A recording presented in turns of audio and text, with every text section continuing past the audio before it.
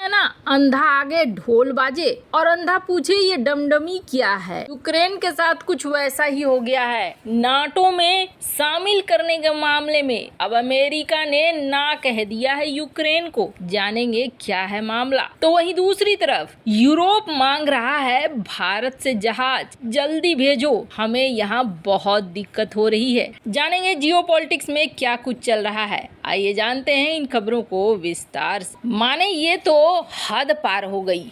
आपको बता दें ये ऐसा हुआ कि पूरा का पूरा रामायण और पूरा का पूरा महाभारत हो गया। और उसके बाद सवाल ये हो रहा है कि सीता कौन थी और द्रौपदी कौन थी। रूस यूक्रेन का जंग शुरू क्यों हुआ? इसलिए हुआ क्योंकि यूक्रेन नाटो का सदस्य बनना चाहता था और रूस का कहना था कि तुम नाटो का सदस्य मत बनो, तुम अगर नाटो का सदस्य बनते हो तो हमारी सीमा तक आ जाएगी अमेरिका की और नाटो की सेना, जो हमारी सुरक्षा के लिए सही नहीं है, इसलिए तुम नाटो ज्वाइन करने का ख्याल छोड़ दो। यूक्रेन ने ये बात नहीं मानी और यूक्रेन ने ये कहा कि हम तो नाटो का सदस्य बनकर रहेंगे, जिसके बाद रूस ने कथित तौर पर हमला कर दिया। युद्ध शुरू हो गया, झगड़े शुरू हो गए। अमेरिका ने, यूरोपीय देशों ने भर भर कर हथियार भेजने शुरू कर दिए, मानवीय सहायता भेजनी शुरू कर दी, डॉलरों की बरसात करनी शुरू कर दी और घूम घूम कर यूक्रेन के राष्ट्रपति दुनिया भर में जोकर बनकर अपनी स्पीच देते गए। बदले में इन्हें क्या मिला? बदले में ऐसा मत कहो, संसद में जब ये खड़े होते थे ना तो बदले में ये मिलता था। इनकी स्पीच के बाद लोग खड़े होते थे, तालियां बजाते थे, सम्मान मिलता था और फूल जाते होंगे तब यूक्रेन के राष्ट्रपति जेलेंस्की। असल में कौन मरा? असल में मरी यूक्रेनी जनता और यूक्रेन हुआ तबाह। दुनिया का वो देश जिसे कहा जाता था बास्केट ऑफ ब्रेड, दुनिया को ब्रेड देने वाला और आगे अच्छी उन्नति करने वाला देश, आज तबाह हो गया। ऐसा तबाह हुआ है कि अगर अभी भी युद्ध बंद हो जाते हैं तो 20 से 25 साल लगेंगे यूक्रेन को फिर से खड़ा होने में। ये सब कुछ हुआ किस चीज के लिए? नाटो के लिए। 1991 में जब सोवियत संघ 15 हिस्सों में टूट गया तो नाटो ने यूरोप और सोवियत संघ के हिस्सा वाले देशों में तेजी से बढ़ना शुरू किया। 2004 में नाटो ने सोवियत संघ का हिस्सा बने 3 देश लातविया, इस्टोनिया, लिथुआनिया को जुड़ाया, चूंकि ये देश रूस के बॉर्डर पे लगते थे। पोलैंड, रोमानिया, बुल्गारिया 2004 तक आ गए, ये नाटो का सदस्य बन गए। यूक्रेन कई सालों से कोशिश करता रहा और यही कोशिश झगड़े की वजह बन गया। यूक्रेन की रूस के साथ 2200 किलोमीटर से ज्यादा लंबी सीमा है। साल 2008 में बुखारेस्ट में नाटो का एक शिखर सम्मेलन हुआ था। इस दौरान 1991 के अंत तक सोवियत संघ का हिस्सा रहे यूक्रेन को नाटो में शामिल करने के लिए हाँ कहा गया था। नाटो के सभी देशों ने कहा था कि यूक्रेन को नाटो में शामिल कर लिया जाएगा। नाटो का आर्टिकल 5 लागू होगा, मतलब अगर यूक्रेन नाटो में शामिल हो जाता है तो रूस हमला करेगा तो नाटो भी हमला करेगा। अब जुलाई में लिथुआनिया में नाटो की समिट होने जा रही है, मतलब सम्मेलन होने जा रहा है। अब यहाँ पर एक बार फिर यूक्रेन कह रहा है कि अब तक जो कुछ भी हुआ सो तो नाटो के कारण ही हुआ, अब तो हमें शामिल कर लो। कुछ दिन पहले बाइडेन ने एक बयान दिया था और बाइडेन ने कहा था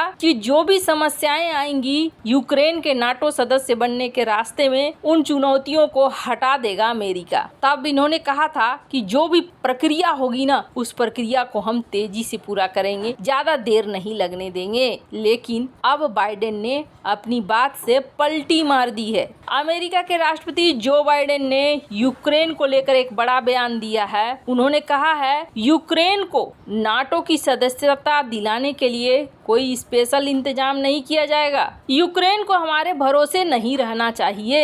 अमेरिकी न्यूज वेबसाइट पॉलिटिको के मुताबिक बाइडेन ने ये भी कह दिया है कि मेंबर बनने के लिए यूक्रेन को उन सभी शर्तों को मानना होगा जिन्हें दूसरे देश मानते हैं। अमेरिका यूक्रेन के लिए सदस्यता से जुड़ा कोई स्टैंडर्ड को कम नहीं करवाएगा। ये तो रूस के मिसाइल से भी ज्यादा भयानक बम है जो अमेरिका ने फोड़ दिया है यूक्रेन के ऊपर। लेकिन ये दुनिया भर के देशों के लिए एक बहुत बड़ी सबक भी है कि देखो जब भी कुछ करो अपने बलबूते पे करो और भारत से शिक्षा लो, किसी दूसरे से शिक्षा मत लो। खैर ये तो होना ही था यूक्रेन के साथ। वैसे फिनलैंड और स्वीडन इनको भी थोड़ा समझदारी होना चाहिए कि कहीं ऐसा ना हो कि ये खुद को बर्बाद कर लें। अब इस वक्त यूक्रेन को मिला क्या, और कहते हैं ना गद्दी पे बैठने वाला कॉमेडियन नहीं बल्कि एक राजनीतिज्ञ होना चाहिए, क्योंकि असल जिंदगी और रील में अंतर होता है। खैर जहाँ एक तरफ ये सब कुछ हो रहा है तो वहीं दूसरी तरफ यूरोप तो ऐसा लगता है जैसे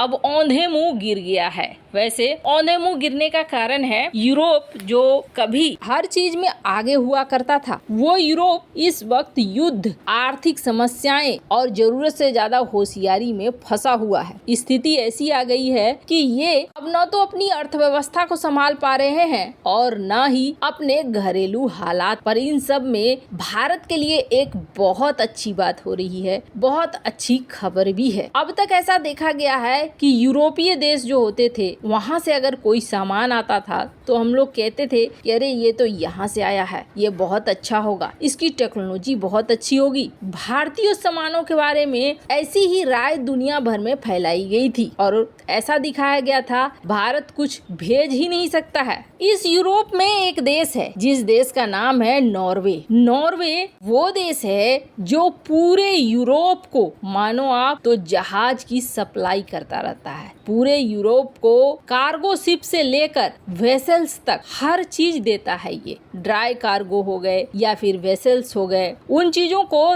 देने का काम नॉर्वे का होता है। नॉर्वे की बहुत बड़ी कंपनी है और एक नहीं बल्कि कई सारी कंपनी है। आप इसको ऐसे समझिए कि नॉर्वे के पास सबसे बड़ी फ्लीट है जहाजों की, जो यूरोप और बाकी इलाकों में 15 मिलियन टन का ट्रांसपोर्ट अक्सर किया करता है। करीब 130 वेसल्स हैं जो 1500 से 8500 DWT के हैं। अब नॉर्वे ने भारत को एक बड़ा ऑर्डर दिया है और 6 नए जनरेशन के diesel electric general cargo vessels बनाने का ऑफर दिया है। वैसे इसके साथ 8 और वेसल्स बनाने के भी ऑर्डर साथ साथ में हैं। ये वेसल्स कैसे हैं तो आपको बता दें, ये वेसल्स खास वेसल्स हैं जिन्हें future proof dry cargo vessel कहा जाता है, यानी कि ग्रीन एनर्जी से चलने वाले ये वेसल। माना जा रहा है कि ये ऑर्डर करीब 580 करोड़ का है और यूरोपीय देश अब भारत को लगातार इस तरीके का ऑर्डर देंगे। इस ऑर्डर के बाद कोचिन शिपयार्ड लिमिटेड के subsidiary Udupi Cochin shipyard limited को ये प्रोजेक्ट मिला है। वैसे आपको क्या लगता है, क्या भारत बिल्कुल सही रणनीति, कूटनीति और विदेश नीति अपना रहा है? कमेंट कर अपनी राय जरूर बताएं। जल्द मिलते हैं अगले वीडियो में नई खबर के साथ।